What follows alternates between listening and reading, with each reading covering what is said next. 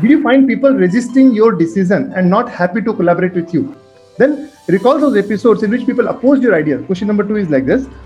Let's assume it's a good idea and is a win-win situation. Now, some are people, as I told you, right, their surname is no. So forget about those no surname people because they always say no. Other than this, if you observe, how many of these situations are relevant for you? I didn't take them in confidence in advance. Their ego didn't allow them to listen to me. They only listen if it is their idea.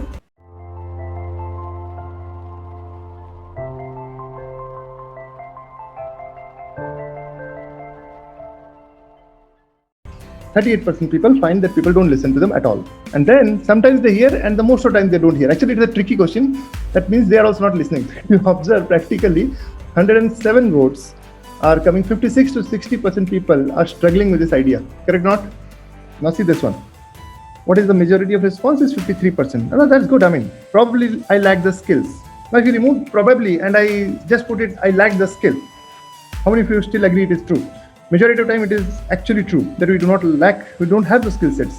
Okay, I didn't take them in confidence. That's perfect. That's quite a mature answer. 29% people believe their ego didn't allow them. Yes, that is also true. They only listen if there is their idea. D personalities. All right, so 34. If you give somebody power, give them veto power. Otherwise, what will happen? I'll tell you. I tell you start the work, and then you have to be dependent upon me for decision. What will happen now? All the decisions will be actually dependent upon me, and you will never be able to take decision.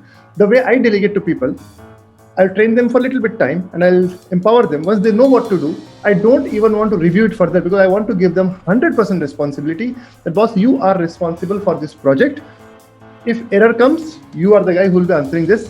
And I don't want to make two people responsible for the same project. I give one person end-to-end responsibility.